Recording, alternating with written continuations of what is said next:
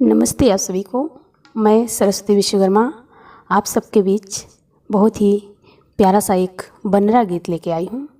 इस गीत की फरमाइश किए हैं आदर्श भैया, जो कृषि शिक्षक हैं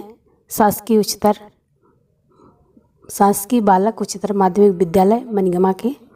और इनकी शादी लगभग 5 साल से लगी हुई है।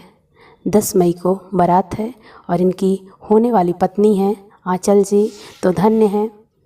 5 साल से लगी हुई है शादी और होने वाली है।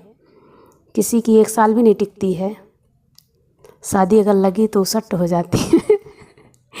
आइए बनरा गीत सुनते हैं और भैया के जीवन में मंगल ही मंगल हो। धन्यवाद।